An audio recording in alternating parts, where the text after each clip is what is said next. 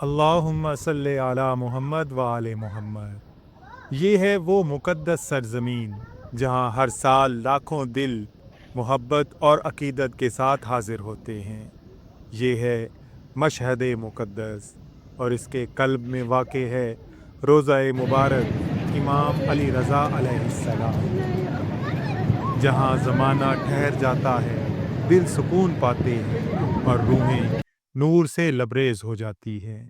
آئیے آپ کو زیارت کرواتے ہیں، آپ کو لے چلتے ہیں ایک روحانی سفر پر۔ امام رضا علیہ السلام کی زندگی، شہادت، تاریخ روضہ، معجزات اور زیارت کے آداب کی مکمل داستان کے ساتھ۔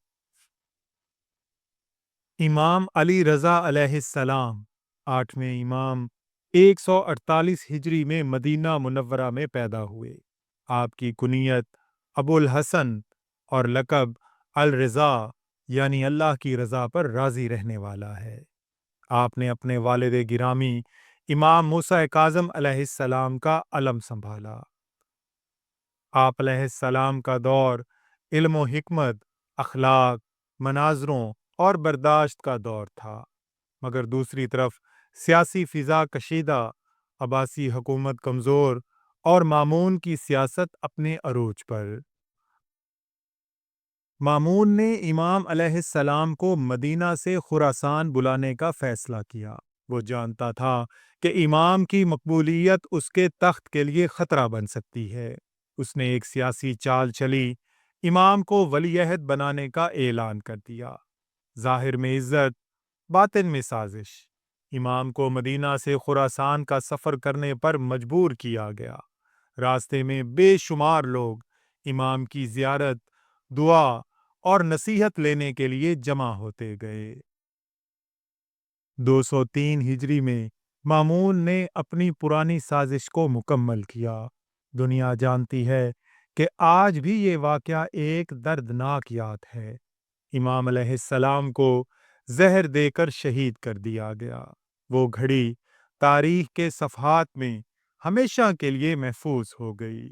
انا للہ و انا الیہ راجعون۔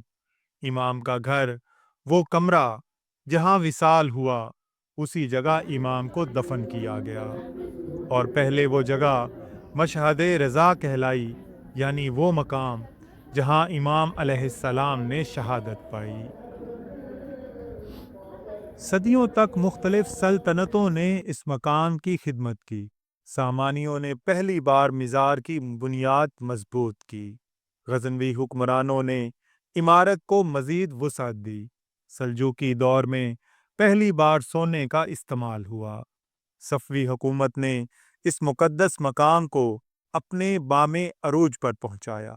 سنہری گنبد، مینار، محراب و صحن سب صفوی دور کی شان ہیں۔ سنہری گنبد، جسے دیکھ کر دل نور سے بھر جاتا ہے، اس کی چمک صرف سونے کی نہیں بلکہ عقیدت کی ہے۔ آج روضہ امام رضا علیہ السلام 10 لاکھ مربع میٹر سے بھی زائد رقبے پر پھیلا ہوا ہے۔ یہ دنیا کے سب سے بڑے مذہبی کمپلیکس میں سے ایک ہے۔ ناظرین اکرام، امام علیہ السلام کی شخصیت صرف علم کی نہیں بلکہ معجزات کی بھی ہے۔ یعنی منبر کے سامنے شیر کا سر جھکا کر بیٹھ جانا، امام کا اس سے گفتگو کرنا اور دربار کا حیران رہ جانا۔ ہزاروں لوگ حرم میں دعا کرتے ہیں اور بے شمار نے شفا پانے کا مشاہدہ کیا۔ زائرین کہتے ہیں کہ امام علیہ السلام کی زیارت سے رزق میں کشادگی ہوتی ہے۔ احادیث میں ملتا ہے کہ جو شخص امام علی رضا علیہ السلام کی زیارت کرے، جنت اس پر واجب ہو جاتی ہے۔ زیارت کے آداب میں طہارت، دروازے سے ادب سے داخل ہونا، سلام، زیارت نامہ، دعا، امام کے نام پر صدقہ اور مستحبات شامل ہیں۔ السلام علیکہ یا علی بن موسیٰ الرضا، السلام علیکہ یا غریب الغرباء، السلام علیکہ یا شمس الشموس۔ امام علی رضا علیہ السلام کی بارگاہ सिर्फ एक मकाम नहीं, ये इल्म, मोहब्बत, सुकून, शिफा और रूहानियत का मरकज़ है। यहाँ आकर हर दिल रोशनी से भर जाता है, और जो नहीं आ सके वो दिल से सलाम करें, इमाम ज़रूर जवाब देते हैं। उम्मीद करता हूँ ये रूहानी सफ़र आपको पसंद आएगा। अगर आप मज़ीद इस्लामी तारीख़, ज़ियारात और औलिया अल्लाह की दास्तानें देखना चाहती हैं तो हमारे चैनल को सब्सक्राइब करें और इस वीडियो को अपने दोस्त अहबाब तक ज़रूर पहुँचाएँ। अल्लाह हम सब को इमाम रज़ा अलैहिस्सलाम की ज़ियारत नसीब फरमाए। नाज़रीन, आइए ज़ियारत करते हैं।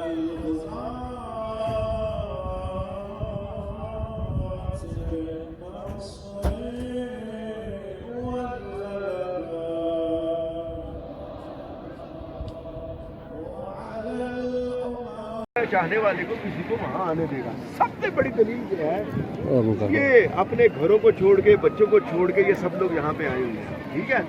और किसी को 10 मिनट, किसी को 20 मिनट, किसी को 30 मिनट लगते हैं बाबुल मराद पहुँचने पे।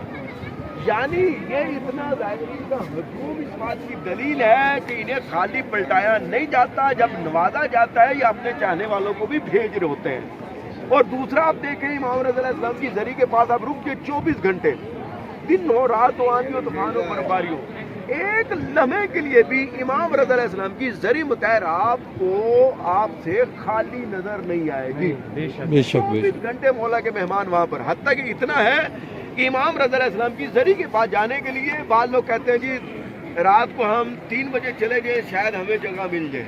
3 बजे आ रहे हैं फिर भी वही कुछ, 12 बजे आ रहे हैं वही, 7 बजे आ रहे हैं वही। हत्ता के मौला की ज़री को हाथ लगाना बात के लिए तो बहुत मुश्किल हो जाता है। लेकिन कई मैंने ऐसे देखे हैं, पता नहीं क्या वो विर्द करते हैं, क्या वो तलावत करते हैं, पता नहीं किस टूटे हुए दिल के साथ मौला के पास आते हैं। मैंने अपनी आंखों से देखा है, चाहे जितना ही रश क्यों ना हो, ऐसे उन्हें ज़री के पास बुलाया जाता है जैसे किसी मेहरबान शफीक ने शफकत भरे हाथ फैलाए हो और उस लाडले को अपनी आगोश में तलब कर रहा हो। बहुत से लोग इस अंदाज में भी मौला की ज़री के पास गए, जितना ही रश क्यों ना हो। अच्छा, ये जगह बाबुल मराद है, यहाँ पे मुरादें पूरी होती हैं। इस जगह के बारे में मैंने बताया है कि जहाँ पर मेरी बहन बात सुने, बस मुझे अंदाजा हो चुका है कि आप सब लोग थक चुके हैं। नहीं थके आप। अच्छा, मैं डिटेल नहीं बताता, खुलासा बता देता हूँ कि ये जगह बाबुल मराद है, यहाँ पे मौजज़ा होता है, यहाँ पे शफा मिलती है।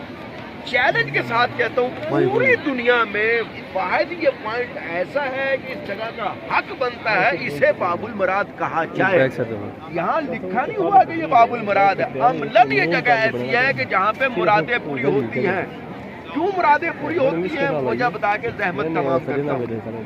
यहाँ पे बहुत से लोग आए हैं, वीडियो आपके पास पहुंची होंगी, किसी को आंखें मिली हैं, किसी को जुबान मिली है, बचपन पे व्हीलचेयर पे हैं, खड़े होकर अली अली करते हुए यहाँ से गए हैं। खुदा हमारा खालिक है, उसने हमें खलक किया है, वो बेहतर जानता है इनको क्या चाहिए, उसे पता है। बल्कि उसने क्या कहा, उदऊनी अस्तजिब लकुम, मुझसे मांगो मैं तुम्हें दूंगा। कहा या नहीं कहा? देखें, आप मुझे कहें कि भाईजान वहाँ पर आओ, मैं आपको सिक्का दे दूंगा, मैंने मांगा तो नहीं, आपने खुद कहा। जब कह रहे हैं मांगो आगे मैं दूंगा, तो मैं आपके पास लेने के लिए आ जाऊँ, ना दे तो मेरे दिल में क्या आएगा आपके बारे में? वो हमारा खालिक है, मालिक है, उसने खुली फजा में कहा है उदऊनी अस्तजिब लकुम, मुझसे मांगो मैं तुम्हें दूंगा। जब हम दुआ के लिए हाथ उठा रहे हैं, यकीन करें हम उठा रहे हैं हाथ, ज़बान को हरकत दे रहे हैं, लेकिन यकीन से मांग नहीं रहे।